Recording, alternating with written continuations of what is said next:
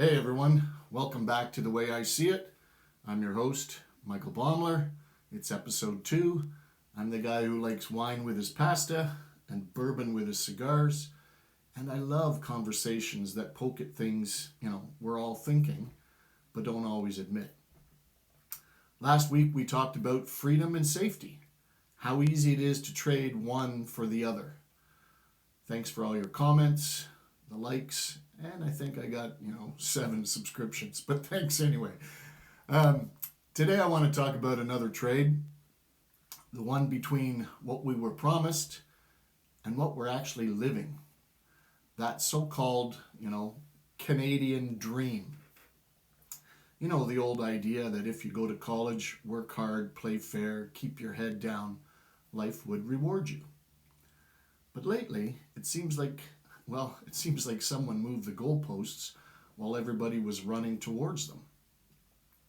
So I want to ask it very plainly. Is the Canadian dream still alive? For decades we were told that hard work equals success.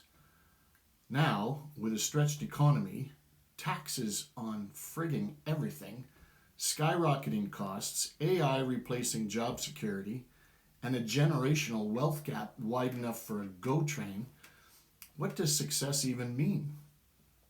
Well, the way I see it, success used to be clearly defined. Today it's more like a moving target. When I was growing up, TV families shaped our expectations. Leave It to Beaver, the Brady Bunch, Hazel, all had a house, a car, stability. Well, that was the dream. Dad worked, Mom ran the house, and the kids grew up thinking that life was a ladder we could climb one rung at a time. Well, compare that to today. Mom and Dad are both working. Student debt is practically a lifestyle. Buying a home feels like winning the lottery. Careers are, they're digital, remote, gig-based, and sometimes all three at once. And pensions, they're not enough to live on, and that's another subject. So here's the question. Is freedom still about ownership, or is it now about flexibility? Is happiness about status, or about time? People aren't lazy. They're navigating a system that changed faster than the promises it made. Maybe the dream was never about the white picket fence. Maybe it was about building something that feels like it's your own. The way I see it, the Canadian dream didn't die. It evolved. Really, think about it. The real question is whether we evolved with it. For my parents' generation, success was really simple. Buy a house, raise a family, retire with a pension. Stability was the prize. But for a lot of people today, that Canadian fantasy is way out of reach. Not because they're not working hard, but because the math simply doesn't add up anymore. Wages are frozen, costs exploded, and the ladder to success, I think some of those rungs are missing.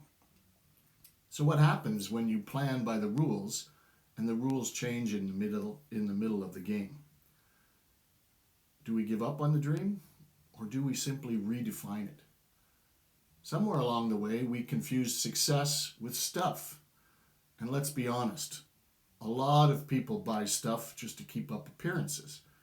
But does any of it actually mean anything? We used to dream of freedom. Now we dream of financial flexibility. We used to value security. Now people chase status symbols. And half of it ends up in our closets, in storage units, or in credit card debt. Maybe the dream was never about owning more things. Maybe it was about owning your time. Because think about it. What's worth more? That big house you're never in? Or the ability to choose how you spend your day? I know what I'd pick. I don't think the dream is dead.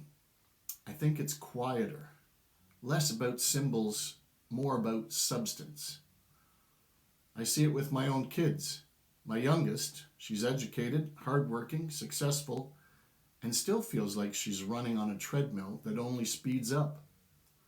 A whole generation did everything right, and now they're being told that, Well, you're entitled because you want the same things your parents had. And that generation behind them is asking, if the dream doesn't work anymore, why are we chasing it? And that's a fair question. So here's my answer. The Canadian dream was never a guarantee. It's an invitation to build a meaningful life on your own terms, even when the system fails, like it's playing a different game. It's not about what you inherit, it's about what you interpret. The way I see it, the dream isn't dying, it's waking up. People aren't complaining, they're being honest. They're saying, I want more than money. I want meaning.